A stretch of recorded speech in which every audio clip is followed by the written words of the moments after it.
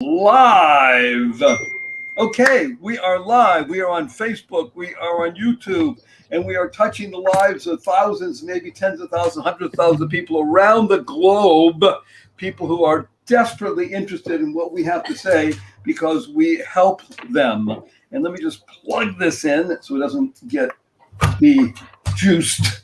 And say a great hello to everybody. Good day, beautiful, bountiful, beloved, immortal beings, and good-looking people. Remember, you're good-looking because you're always looking for and finding the good. And if you've tuned in to this marriage webinar, by definition, you're looking for the good because this is the right place to find it.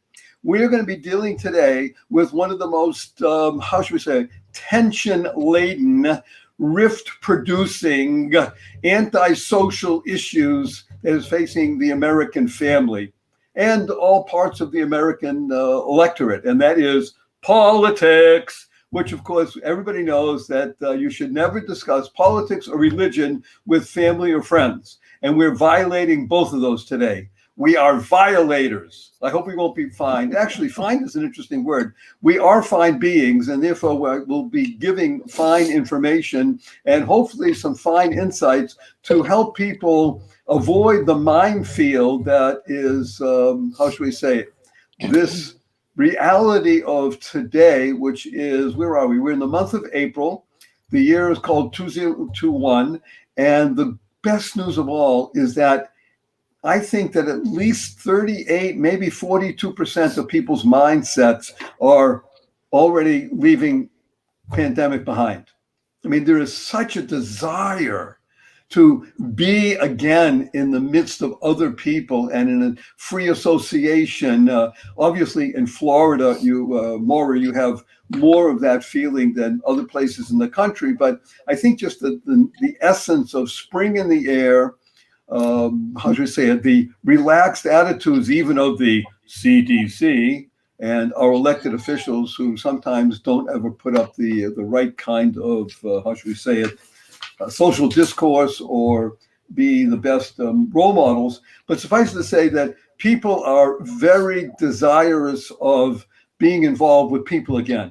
And to quote that great philosopher of the late 20th century, people who need people are the luckiest people in the world. Thank you, Barbara. Well, people do tune in to listen to us sing as well as pontificate or Judaize or whatever it is that we do here on our marriage webinar. So we're going to jump right in and introduce, of course, the panel. And this is not the panel for What's My Line. This is the panel that will give us insight. You have to be a certain age to know what's my line anyway. But and nobody here is old enough except for me to know that. So I remember, Barry. I don't remember Who's My Line at all. Yeah, but you're right. In reruns. In reruns, right? Yeah, reruns. You all saw, of course. So the discussion point today is politics in the family, and the questions that we've been receiving. And I'm going to introduce the panel. Is again Dr. Diane Medved in the lower right-hand corner today. Yes, but she is way up north in the Northwest, and where spring is just everywhere. There's blossoms and blooms and butterflies. How's that for a BBB alliteration? And we have in the lower right-hand corner, but she's up in the right now at the moment, Maura Sweeney holding down the fort in Florida, wonderful Florida, with sandy beaches and sunshine all year round. And of course, the wife expert, wonderful Lori McDermott, is on the opposite coast, holding down the beach in Manhattan Beach, and where it's absolutely fantastically beautiful today, isn't it, Lori? Oh, and I'm here in Venice. Why we live here? Yes, well, I'm going to just make mention on a personal level. Diane will appreciate this more than any of the other two, and certainly more than any of the tens of thousands that are tuning in or will be tuning in. But Diane, it is official. We do own a place in Henderson, and it is official as of Monday, April 26th. The hallowed house on Appleby has been sold and is now in the control of a very nice couple, actually. We got to meet the young people, and it's amazing what you can do with just under a couple $1 million. Yeah. craziness on a grand scale, but that's a different story. But yes, we are decamping. We're decamping from Venice Beach. We're one of the last of the Venetians to go. Diane and Michael and their family left. Wow, it must be 14 years ago. How many years? 25. No, Diane, you were 3 when you left? Yes, that's right. 25? A quarter century goes by like that? It does, like that. I can't. The good news is I can't do that anymore. I mean, I can't snap my fingers. It's so funny. It's just things that you don't even think about. So anyway, we are decamping from Venice after 42 years here in this house and moving to Henderson, Nevada. And one of the reasons we're doing is because when I mentioned to Diane, she said, "Oh, I like Henderson." So that gave me another impetus to move. Yeah, that did it. That pushed us over the top, and we're there. They have Lake Las Vegas in Henderson. Yes. And it's a beautiful lake with beautiful sand dunes around it, and the colors on the sunset are just mind-blowing. Beautiful. Yeah, so there's a lot of things to recommend the area. Certainly, of course, July and August, 111, 112. But everybody says, hey, it's dry heat. Okay, so on that note, we're going to dive right in to the muck and mire, because that's what it is, politics. Politics on any level is muck and mire. I think everybody would agree with that. It's just the nature of the beast, as it's oftentimes said, and politics is a beast. However, in today's environment, and today is different only in, velocity, not in form, because throughout the millennia, but certainly in the United States of America for many decades, politics has always been a difficult subject to discuss in family and relationships and stuff. But what I have termed the anti-social media has caused an exponential factor of either awareness, meaning knowledge, or misknowledge of situations, and creating polarization that I think we've never experienced before in terms of the potential for disruption of human relations, except, of course, in United States history, the Civil War. So I will preface by saying that we are in a civil war. The best news of using those words correctly, is that the war is still civil. See, the Civil War in history books, they'll tell you right away, hello, horrific slaughter on both sides, because they weren't civil. They were using guns and cannon and bayonets and all kinds of other things. Here, we're really, at the moment, still slinging epithets and slings and arrows of outrageous fortune, as it's said. But still in all, words do cause wedges. At least I think we'd all agree on that. And I'm going to bring up the first question. What I've done is I've taken 30, 40, 50 questions, which are very similar in approach, so that we don't know male, female, although many people told me I am X. I'm a man, I'm a woman, I'm a son, I'm a daughter, etc. But that's where it's going now, by the way. It's children, siblings together or against each other. It's siblings versus parents and even grandparents.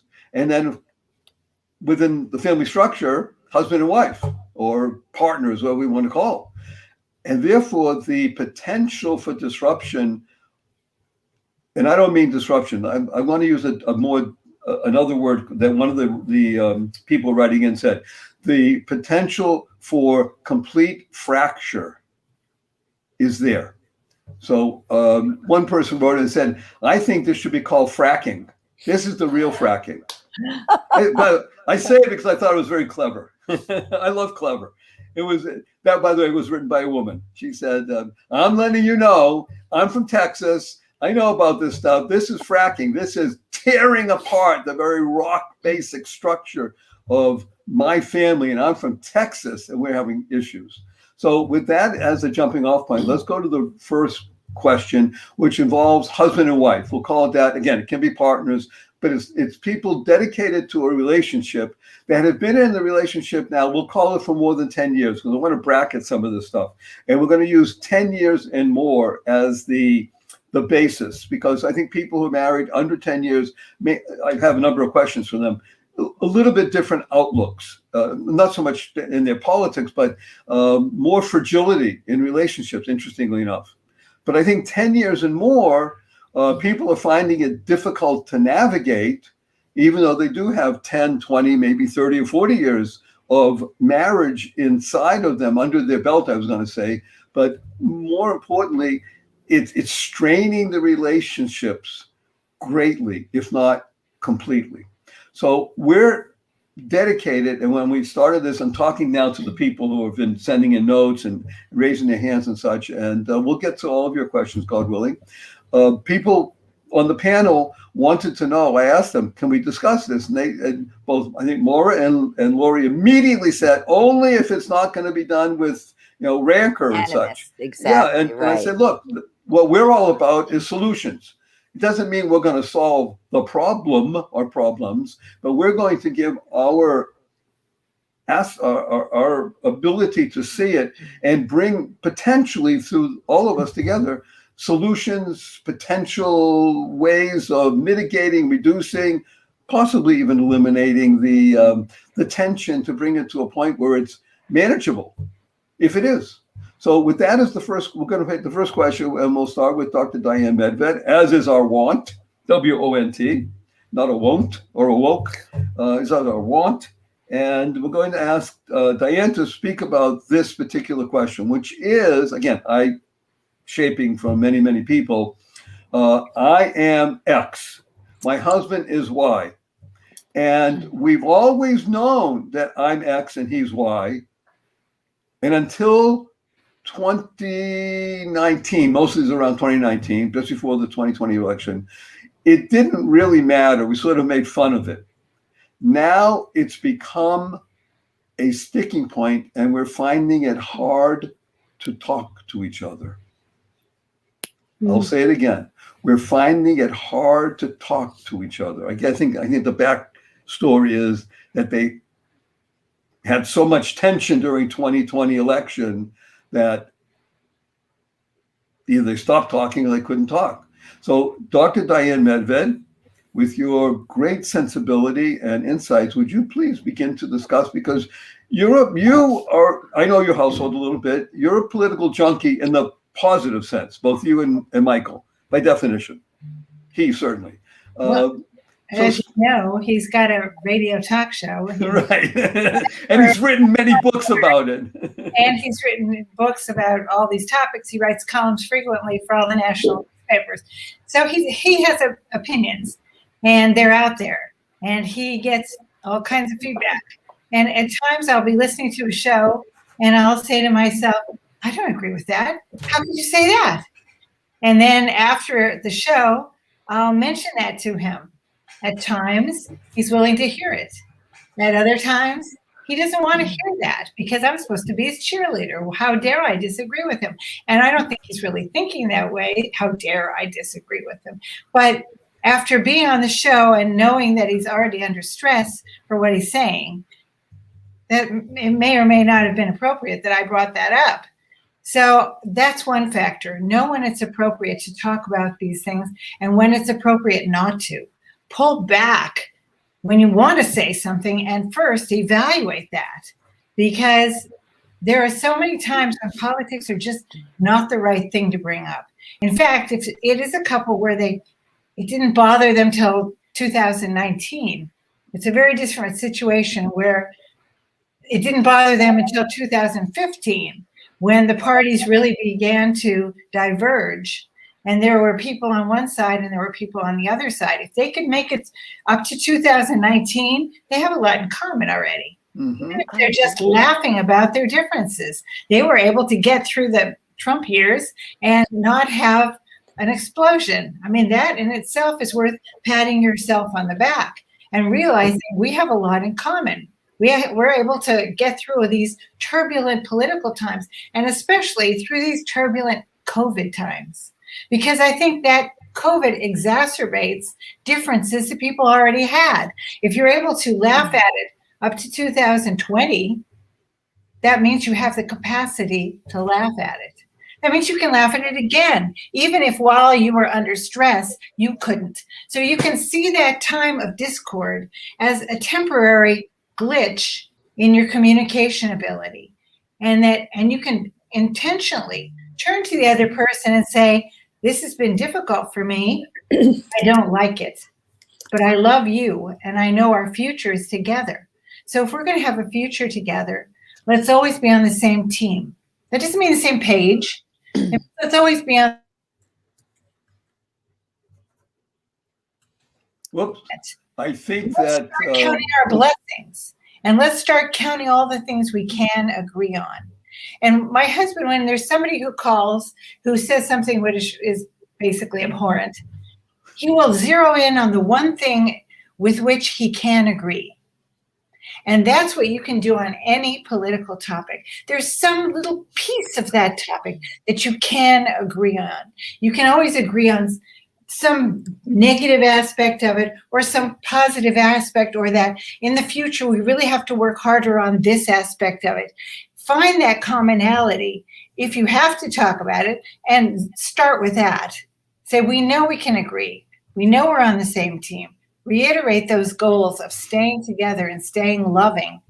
And I think that anytime that you have any negativity to the other person, if you can reiterate those goals in your mind, it helps you take a step backward and not get embroiled in something that can become worse and worse and escalate. This is the graphic that my clients always said when they were having some kind of a fight. It was one would go one level, the other would go higher. You don't have to get into that. You can realize we have so many commonalities. We've been together 10 years, 20 years, 30 years, and we've raised a family, and we've gone on these trips, and we've had renovations of our house, and we've gotten sick, and we've had this and that.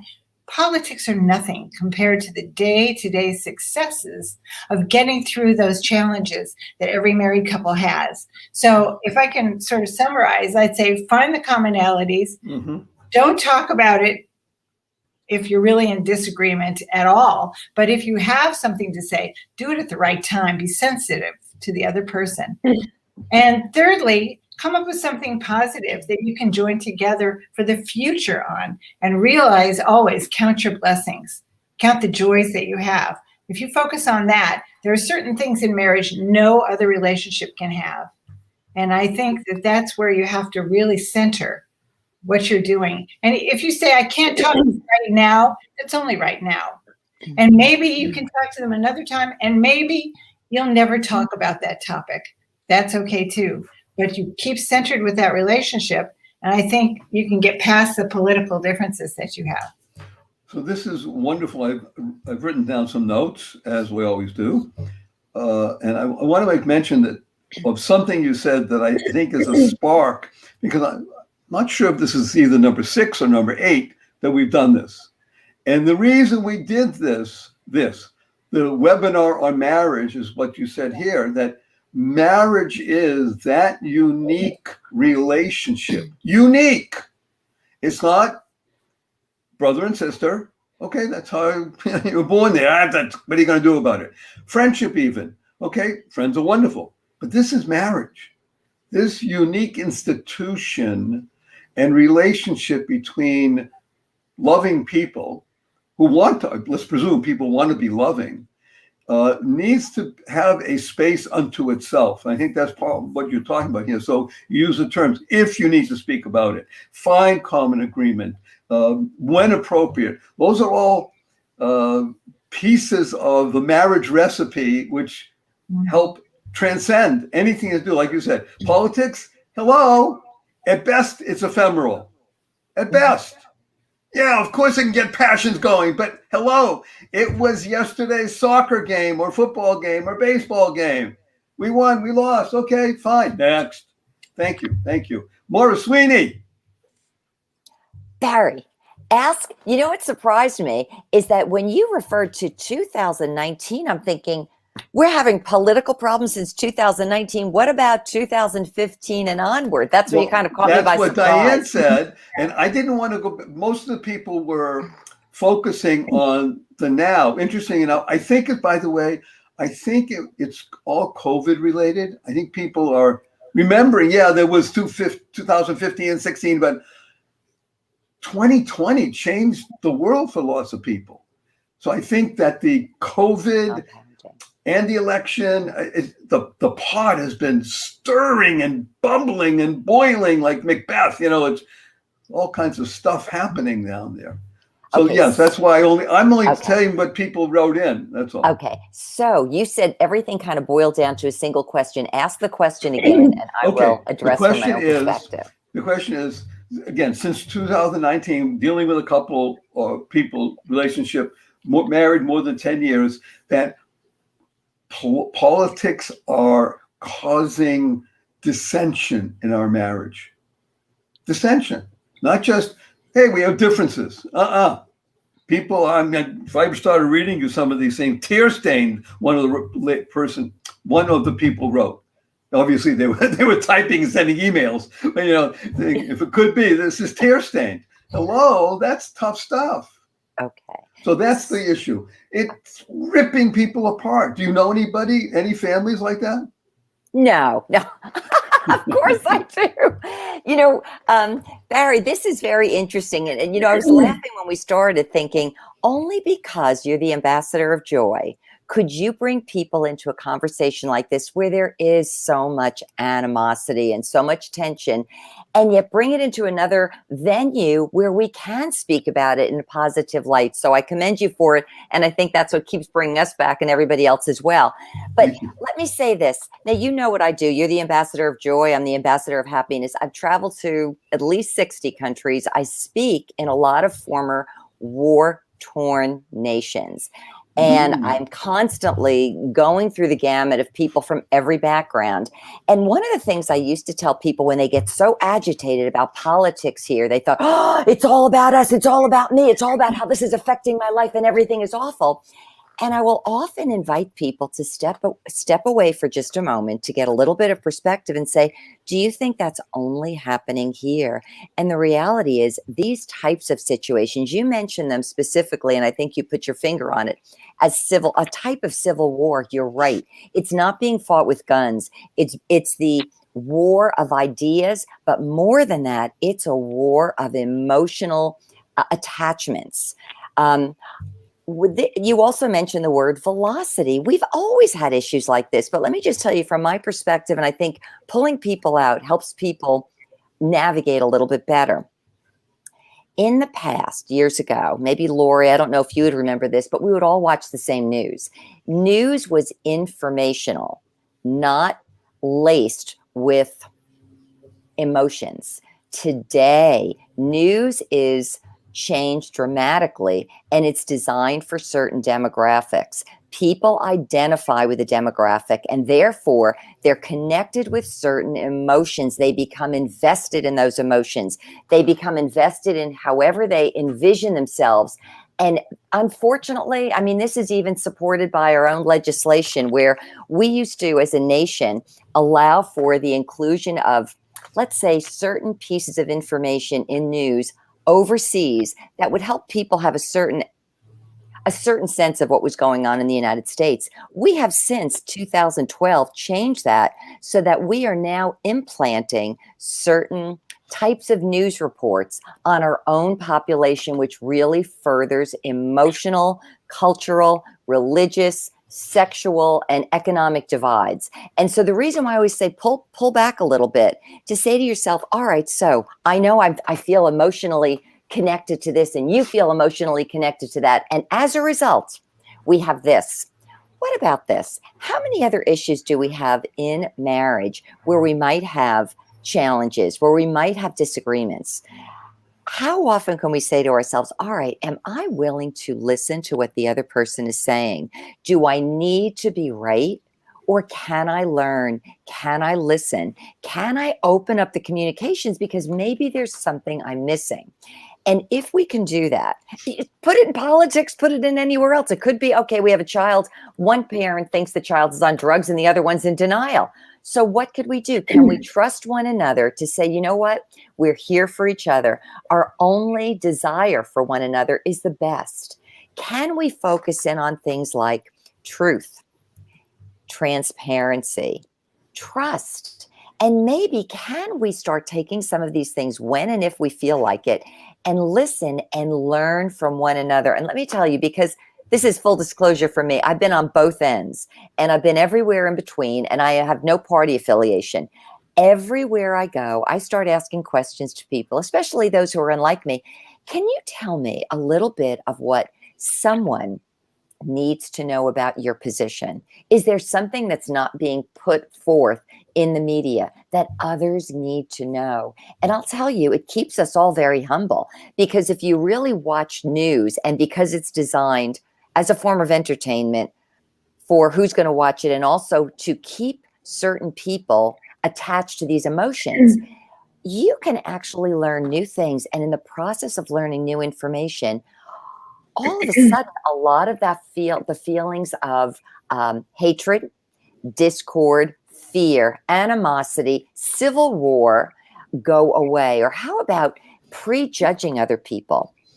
And I think, I want to use just this one thing. I don't know why this came to mind before we started. I love this quote from Elvis Presley, which I think I sometimes put on my Twitter. Elvis had said years ago, "Truth is like the sun. You could block it out for a while, but it ain't going away."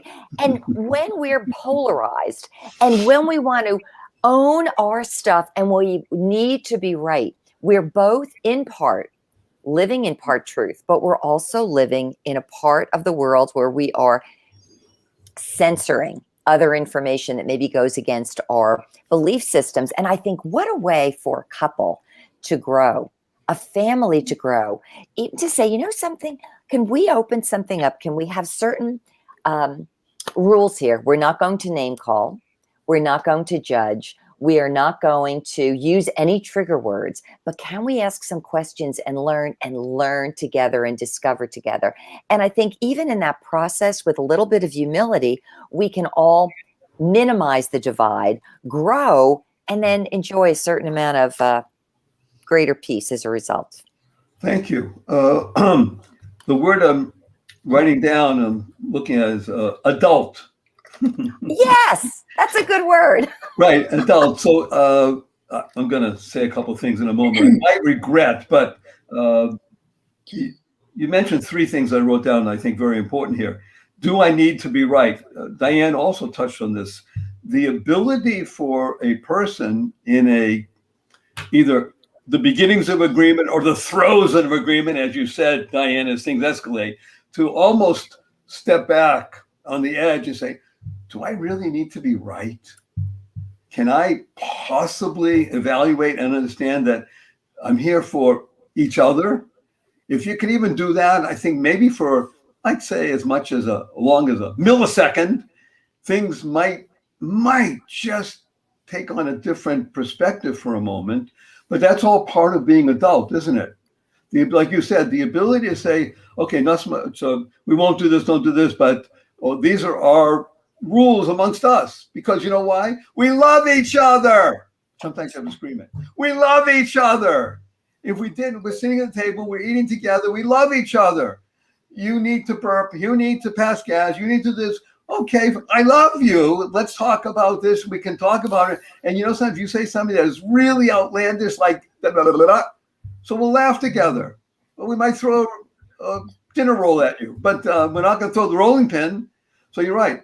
So I used the term adult only because I've always found it, since I've been an adult, very odd that there is something called, and again, please, I don't mean to offend anybody. There's this thing called an adult bookstore. You've all seen it, right? Those are the seedy bookstores that sell. I never understood why you call that an adult bookstore. It's as childish as it gets, right? Not childlike, that's childish. Adults enter into conversations with the desire, at least for me, my wife sometimes says no, but the desire to learn something, like you said. I'd like to learn more. I didn't understand what you said. And my wife said to me 13 times the same thing. Maybe she changed the word. All of a sudden, oh, yeah, that's what you mean. And then she throws a piece of paper at me. Fine. It took me a while to I'm a guy. What do you want?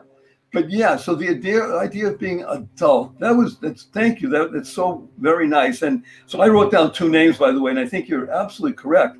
In today's environment, I wrote down Tucker and Rachel. So Tucker Carlson and Rachel Maddow. I mean, they play to their audiences, don't they? You tune into either one of them, I'm using them as sort of the pillars, because you want to hear the Tucker viewpoint. I don't change the channel and say, I want to listen to Rachel now to see if I can get balance. No, people don't do that. Right. It create, and you maintain that bubble. And you're right. And so news becomes laced with emotion, and that becomes a pretty heady cocktail, doesn't it? Okay, but we're at least getting good input here on looking at things, understanding that it's only for now and what if, being adult. Wonderful Lori, what would you say about this situation where you have politics? Look, you have 5 people in your family, right? 5 people, 2 older and 3 younger. I didn't call them adults and kids, but they are. What happens at the dinner table or between you and your husband in discussing politics, if you do?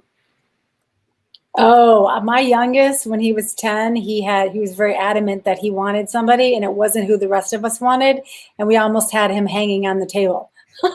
But that's just a family, right? So yeah. I think it's really hard. So my family, I've taught my family to be flexible. It's okay to talk about your opinion, but it has to be in the right place.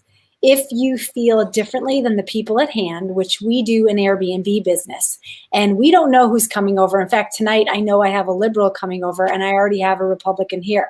So that might be interesting conversation, but my husband and I will be whatever walks in the door. So when the 2 lesbians showed up, we were Democrats. When the guy from, the business down the street came over, we were Republicans. And we just, whatever they said, we'd be like, oh yeah. Because they'd be with us for a day or 2 and then they'd be gone. And in the end of the day, does it really matter? Can I really, in my house, sitting here talking to you today or sitting with my family, can I change something right now? No, I can talk about it. I can talk about it till I'm blue in the face, but my feelings about it doesn't change the situation at hand. So I'm not a big fan of getting into debates or arguments about it because I can't change it. If I want to take a step in that direction to become a politician, okay, I can do something. And I find it interesting because we do have some friends who are of either side, and they spend a lot of time fighting, even in front of my family. And we just sit there back and forth wondering why. No one is going to win. If you feel this is blue and I feel this is black, we're not going to end up in gray. We have to just choose to understand each other. And I am all about love and understanding. People want 2 things in this world. They want someone to love them and they want someone to understand them. And if we sit on those parameters, we can find peace always. Like the Beatles used to say. What do they used to say? Love is the answer? Or I forget. Give peace a chance. What is it? Give peace a chance. Love. No, but isn't it love is the answer? Didn't someone say that? Or no, all we need is love. Okay, that one. Okay. And if you think about true, but yes, it's a great idea. Okay. Yeah, and if you think about in the evening, if you're going to sit around and watch Tucker or that other lady, you're going to fuel yourself up. And instead, if you feel like you're getting angry, which I did, and I stopped watching the news a few months ago, let's watch Grey's Anatomy. Let's change the channel so that our house becomes something of fun and light. Because at the end of the day, do you really want to hunker down with all that heavy stuff? That's a choice. And if you find something you both like to watch, be it, that Queen's show or whatever show, instead of the news, you listen to things all day, radio, this, that. And if you're on different sides, you bring that home. Instead, bring home something that excites you or makes your life different. You have choices. That's my wonderful. This idea of, to use another song, accentuate the positive, eliminate the negative, and don't mess with Mr. In Between. Again, another pathway. And the good news is we're overlapping and intertwining, all 4 of us, including me, thank you, the ability to not so much tune out, although that's a good idea, the negative aspects of any particular emotion-laden channel. I hesitate to call them news channels these days, because there is a personal, there's a point of view. People tune into something. Let's be blunt, even for Michael, Diane. When people tune into Michael, they want to hear Michael's opinion for two reasons, in my humble opinion. They want to hear his opinion because they know that he's articulate, he's capable, and it's not just his opinion. He's giving fact-based information. By the same token, and by the way, he's far less radical than many people in his genre. I mean, he's a moderate compared to people out there. But others would find him to be certainly on the conservative side. They wouldn't say he's conservative leaning. He's a staunch conservative. So what you're bringing out here, Lori, is quite wonderful in the sense of you're not being a chameleon and saying, oh yeah, for them, I'm a Democrat, for them, Republican. You're saying, we're here as hosts. And by the way, I think that the analogy can work. You're an Airbnb host. You're that way also with your husband and your relationship. Say, I forget what's your husband's name again? Brad. Yeah, Brad. Yeah, hey, you, Brad. So if there ever does become disagreement, you can say, Brad, let's go to rad. Let's be radical about this. Start making fun and making it less heavy. And as Diane mentioned, it's not appropriate now. Or he might say to you, hey, Lori, knock it off, which can stop that, what you did before, Diane. Some mechanism to diffuse and defuse any situation. I mean, I'm speaking from 44 years of marriage. Can you imagine being married to me? Ah, that's what my wife says. Can you imagine being married to you? I said, I thought it was wonderful. She says, yeah, most of the time, but... But the point is, I do that purposely because that makes her almost laugh and it stops the situation. So each one of us is bringing in here a wonderful perspective that is really, I believe, very helpful. A lot of people are thinking it's helpful also. Thank you. But the ability to be listening and not wanting to speak and answer and bolster your side, I think comes with a maturity that is almost inherent in marriages more than a decade. Again, I'm using that benchmark of a decade because I think that gives a foundational aspect that a lot of other marriages, let's say 1 year, 2 years, 3 years, 4 years, 5, and now find themselves in this maelstrom of what you said, 2015 and COVID and Trump and not Trump and this one and that one. And this is tough. To have been married for 5 years, over the past 5 years, I don't think is simple. I think it's about as turbulent as any time outside the Civil War. It's not an easy situation. So we're not going to go now on our next question directly to marriages under the age under 10 years. But I want to go now and speak about another aspect of politics, and that is, are you ready, everybody? Drum roll, fanfare. Climate change. Climate change. Apparently, that's a big gig in lots of households. What I mean, and again, I'm just paraphrasing people who send stuff in. I'm going to give you my little take on it just a moment because I have an angle. Climate change, again, because my wife and I are very much aligned on most things having to do with this kind of stuff, doesn't bother us. But there are people who are deeply invested in the belief that within a decade or two, there could be cataclysmic consequences for the earth. And if we don't do something immediately, literally immediately, I don't care if it disrupts the entire, how should we say, the United States of America, the world, we need to save the planet. We're at the edge of the precipice. Okay, that's one aspect. The other aspect of climate change is, oh, hello, Can't you see when something is a hoax? That's the other end. And apparently this is also causing great rifts in marriages. Now, I am going to tell you something. I am a great believer that there is a major climate change in the United States. However, I use it tongue in cheek. And I believe that it's the climate of civility or lack thereof. That's the climate change that I see. In other words, the willingness to raise fists or rolling pins. Nobody knows what a rolling pin is anymore. But frying pans, or maybe they don't know that anymore because we got people order and they eat out. But the willingness to take up cudgel and sword and go forth into battle for something that really nobody truly knows, and yet we're invested. So again, I have at least a dozen questions, and I want to reserve it now because we'll probably do another session on these whole areas, probably dealing with, in our case, cousins and siblings, because there's great rifts also. But let's talk about climate change. There are people who are utterly convinced that the world is about to end in cataclysm. And I don't know if you've met any of them. And there are people on the other end who say, what are you talking about? All right, there are people trying to get you believe it, but check out the science.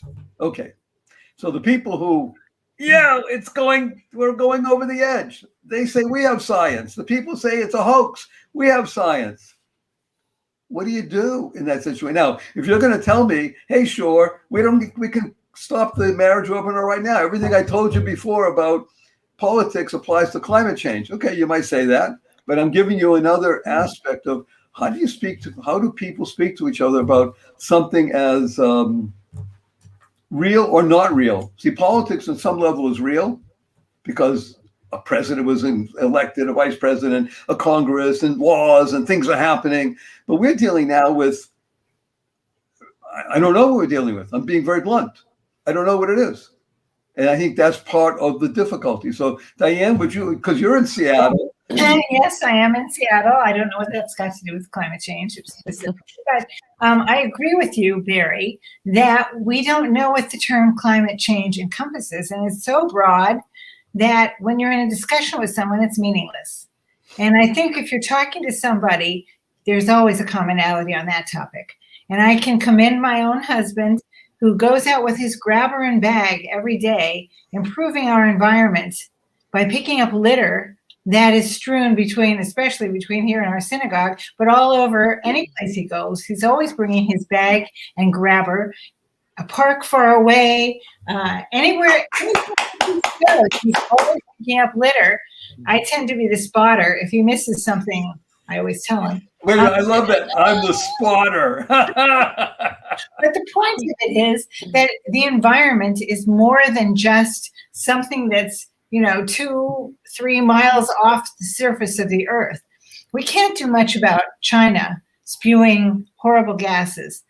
There might be some organizations that people could give money to that could discourage that. There might be some organizations people could become involved with that might be helpful to stop that huge level of climate change influence. But I think when we're in a marriage, we're talking about the two of us, or we're talking about the 5 of us if we have 3 children. And what happens there is you're going to give an example to your children of what climate is for you. Mm-hmm. And that's why going out with your grabber and bag is an example. And it's, as my husband says, do something conservative. They're always saying, do something, do something. You can do it yourself. Do it yourself conservatism. Do it yourself climate improvement. Mm-hmm. And I think when you're talking to someone, you can bring up things that are meaningful to both of you. Even if you're on the opposite side of this grandiose topic, I think everyone can agree, A, the topic is too broad to talk about generally, and B, there are many aspects that are involved, some of which we cannot influence as an individual, and C, there are aspects that we can work together on to make a difference. And I think if we talk about those differences, those gradations of what climate change is. We don't know everything about every study about what's going to change in 10 or 20 years. And I think people who are worried have every right to be, not that it's helpful for their health, but they have every right to do that, and they should do whatever they can to change the world in the way they see fit. But when it comes to interactions, that's a whole different topic. And we have to have sensitivity and caring for the people we're talking to. So this is wonderful on several levels, because I think what you've been able to articulate here is something quite important for everybody watching, listening. And that is, it is truly and always up to me and what I do, and set an example. So again, Lori sitting with husband and 3 kids, it's how you act with each other and interact with each other. And like you said, Michael with his bag and his grabber on his mission. And what he doesn't do is he doesn't wag a finger at other people, or wag his tail at other people and say, you got to do this also, and such like that. And I will tell you, chronologically, I'm 72. I think Michael and I are the same age. I think he's 71 maybe. But I have been doing this since I'm knee-high to a grasshopper. 6 years old, I think I began doing that with I didn't do it with a grabber and a bag, but I just picked up litter. Why? Because that's what my father did. My father always picked up litter. We would go to Leominster State Park. There were 4 families, always went together to this little place that they call the swimming pool, but it was mostly just a tiny little lake where kids peed in it, made the water warm all the time. But he would always pick up stuff around the table, and not just our table, other tables. And he said, and he didn't say to me, hey, Bearshi, come and help me. He just did it. And he said, that's what you do. You always leave a place better than you found it. That was his language to me. And I still pick up litter wherever we go, because that's what you do. When you recognize, I'm about to say, you're all going to smile and laugh, I hope. I call it dog poop, which relates to here. So what is dog poop? I love acronyms, right? Dog poop stands for doing of good, power of one person. One person. So I bet you, wonderful Diane, that there's somebody who sees Michael with his bag and grabber, who in their own world may not be with a bag and a grabber, but in their own world is picking up a piece of litter somewhere, sometime. Because that's the power of one person. And you're right, if we're thinking in the mushroom cloud and thinking that's what's going to happen, nuclear disaster, all this sort of stuff happen, okay, maybe not, we don't know. But can I do something right now? Can I make a difference? Can I go mad and pick something up that's not just directly in front of my house, but it's a block away? I'm not going to walk past a piece of paper on the street, because that's what we call climate change. I'm going to change the climate of the, how should we say it, the vibration in the world into love. Love stands for living on vibrating energy. So we contribute to that. Maura, thank you, Diane. What would you say about climate change and discussion? Because you're in Florida, and people, you might live by the water, and everybody knows you're going to be underwater pretty soon. Right. I actually, when you first mentioned, it's like, where the heck do we go with this? I'll tell you a little anecdotal story. But first, let me ask anyone who might remember that when all of America, and probably certain parts of the world, were so frightened because we were facing a population explosion. Do any of you remember that? Okay. I want you to see, we move at times from one traumatic potential experience that's going to end the earth to another. Now, keep that in mind, because then I'm going to go back again to how we manipulate people emotionally rather than informationally. But that was one thing. Second thing, I never knew anything about climate change. It was just one of those things I didn't understand. However, a number of years ago, I was invited to be part of this focus group that was going around the United States. And they were showing us various pieces of information. And it was at the time called global warming. Remember that? That was the world was getting so hot. All of the, what was it? The Yes, the ozone layer was. It wasn't just the ozone layer, but all of the ice caps were melting. That's it. And then we were going to be underwater because of global warming. Well, interestingly enough, now I go in, I know nothing. And me, I'm always looking to learn. The more they presented, the more I thought, wait a minute, I don't see anything they're presenting matching with global warming. So finally, I was one of the people that spoke up and I said, I think what you probably need to do is go back to your drawing boards. I said, the more you're telling me, the more I'm not believing it. And I came in here 50-50. I didn't care either way. So because it had nothing to support the fact that climate was warming and that we're going to have all of this. And then every once in a while I laugh and I think, isn't it amazing? It's no longer global warming. Now it's climate change. The whole idea is we have the end of the world approaching. But all that said, it's true. Like if you become an observer of what goes on in the world, you start to see things from a different perspective. However, I will say this, Diane and Barry both, I love what you're saying about being that person where you live. I was always the type, I can't tell you over the past several years how much my husband and I have reduced anything excess. We used to use paper plates, plastic cups, everything. Everything was throwaway because we lived in Florida. We always had a lot of company. Now I save everything. We recycle everything. And I was always the person, whether or not I believed in climate change, I was always putting everything in the garbage can. When I was out in public, even at public places, I would pick up everybody else's garbage and put away. Unfortunately, because of COVID, now I don't, and it bothers me. You know why? I'm thinking, is there something on here that's not good for me? Cooties! Right? And I never used to think that way. But here's the thing. I think it is the most sincere form of being a messenger, meaning that your word and your actions add up. It's sincerity. When you practice the importance of things that are of value to you and you become an example to others, like Barry, you talked about your father had you doing this. That I think that is so wonderful. And when you do something like that, again, you remove the whole idea of you're against it, I'm for it, and I want to fight you. It's not about that. How can I do best with where I am in my part of the world? And if I could give a little PS to it, I have absolutely no idea as to how people are proposing to help us avoid this climate change.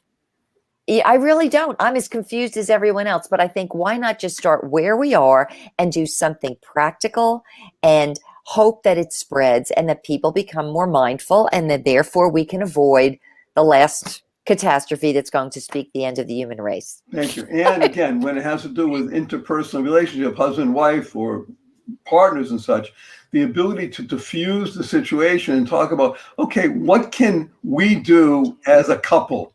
What could we do to help without lecturing other people? That's really, I think, the key. Yes.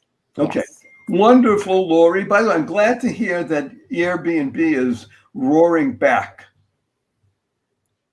Yeah, we do our best. It's not roaring, and most of the people that are visiting us are in California. We're not getting a lot of stragglers from outside, but it's people just getting a staycation nearby. So that's good. Put it this way, you're getting booked. That's all that matters. You get an income again. Yeah. Thank you. Okay, good. So in that perspective, what about climate? I don't want to ask you about your kids and what they believe, because we'll do that for next time. Because kids have been indoctrinated or educated, they want to say, in a very different way than we are and were. And we'll save that because I think kids have an interesting perspective, but I think it's more from the point of view of indoctrination rather than education. But vis-a-vis you and your husband or people listening in a marriage, what do you give as advice for somebody who is experiencing anxiety because their partner just doesn't get it? The world is about to end and they're not there. I have a friend who we spend holidays with, and that's her. She has to save every little piece of tinfoil that we use for the turkey and clean it off. She is an environment freak. And her husband is standing behind her just chugging beers while she's doing all these little things. So she's way over the top. And so when they're over, there's a little bit of bickering going on, and it's just making light. You can't change people. If I am going to be a climate change person and have rules and laws that I abide in my house about how I save things and how I tuck things away and how I do things or how I clean up, and my partner doesn't understand it, just let me do my thing and don't judge me or criticize me. Mm-hmm. Let everyone be who they want to be, and then just live in harmony together. Because if everyone just does their own thing to make themselves feel better, then you're not going to be judging your partner and making them feel bad. But I will tell you, though, the coolest thing I learned from this lady is that she's like, I didn't know this. But she's like, every bottle is 5 cents. And if you take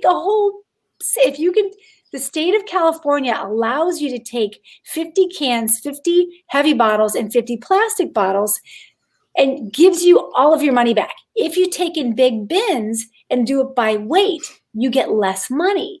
So she told me how to do this. So now my kids and I, we count out bags of 50, because then we make $7.50 per 3 bags. And then we go to In-N-Out for free. So wait a minute. That's the genius of what you just said. Yeah. How do you find the whimsy in these things? That's what I'm using the term. I don't know if that's an old-fashioned term nobody uses anymore, but Diane mentioned in the beginning about laughing about differences. It's where we can find, and I think, by the way, this is a very American approach to life.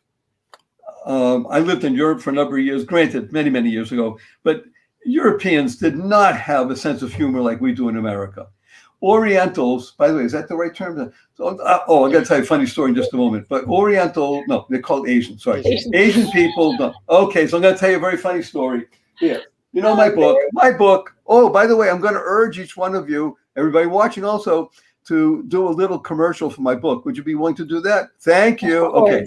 So I already did. I'll put it in. I'll speak it out now because I think. Okay, good. Hold the book up, do a little thing. Anyway, so I had a friend of mine read it, and she's Asian. So she reads it, and she texts me, says, "I need to speak with you. Do you have a couple moments?" Yeah. Okay. I called her. Her name is Anitha. Comes from southern India.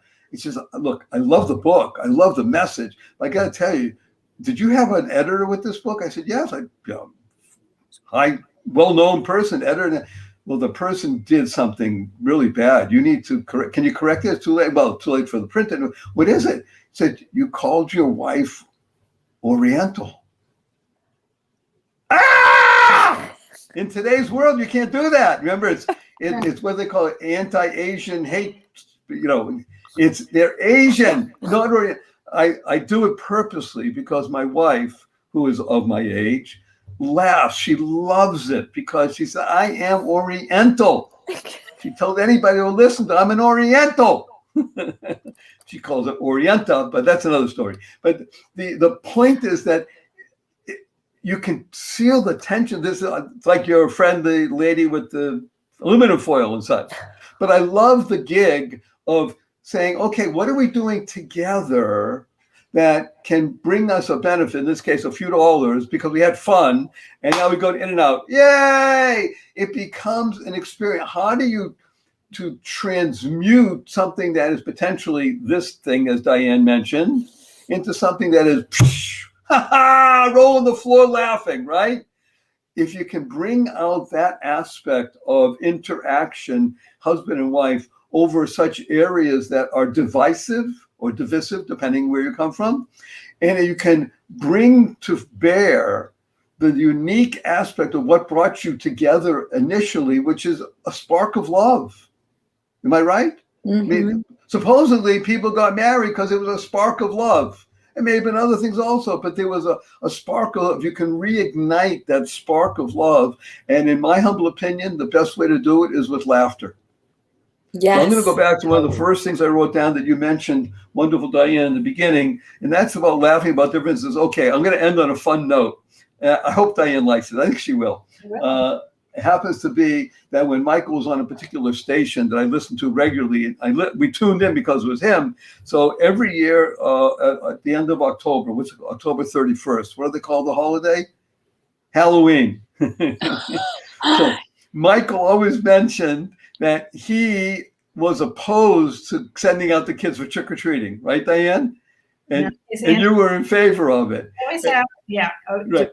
the Halloween debate. Right. But I found it so wonderful. Again, I'm putting it in context because this goes back, let's say, pre-2015, we'll call it, when the world was a lot softer and more gentle. But the great Halloween debate was that kind of debate, and like, how do we go out? Do we bring the kids out? When do we bring them? And now people, you can't go out for trick-or-treating Halloween last year because of COVID. And people were afraid. I call it the Howard Hughes mentality. You know who Howard Hughes was? Howard Hughes was, in addition to being that aspect of him, he was one of the wealthiest people in the world in his time. He was one of the most creative people in the world in his time. He was the Elon Musk of his time. Let's call it that, because he worked with airplanes and such like that, and really revolutionized the entire airline industry. That's who Howard Hughes was. And then later in his life, he snapped and became involved with phobias that he lived alone, and literally, he wasn't just have a phobia. He was, Diane probably knows the particular category thing, the designation, whatever DMS thing is. He couldn't be around people. He couldn't converse with people. He couldn't be near people. Social distancing. He was the poster child for social distancing and masks. Agoraphobia. So true. Right. So the ability for an entire populace to be involved in this kind of stuff. And again, we're looking at from the point of view of marriage, because the marriage is that unique institution which is going to enable us as a nation to get through these trying times. As you mentioned, wonderful Maura. Yeah, it's what's the what do you call it? The scream of the jour de jour. Well, I don't even remember what I called it, but in other words, it's the thing whatever's going on now. It's the end of the world. End of the world now. Hurry up, do something. 1929, 1939, 49, 50, 1959, and then 2021, and there will be another one in 2025. You can bet on it. But people tune in because we did something special today, kids, and you should be very proud of yourselves. We brought some clarity. We had some whimsy. People enjoyed it. We answered questions. We gave people some pathways to run on. Find the positive. It's only right now. Learn together. Go mad. Dog poop. You want to pick up stuff. Be that unique being, as my dear friend Irma used to say. Teach with everything you do. If necessary, use words. That's how we act, right? We want to do something by our very being. So again, thank everybody for listening in. There are, thank God, hundreds and hundreds of people that listen to us regularly. When we post it, we have thousands, and people tune in and they send us notes and saying, hey, this is great. We haven't seen anything like this ever. Well, that's who you kids are. So Maura, Lori, Diane, we thank you. We're going to do a big hug. You ready? I'll tell you again what HUG stands for. Harmonizing Unlimited Giving. How you like that one, kids? Harmonizing Unlimited Giving. Ready? 1, 2, 3.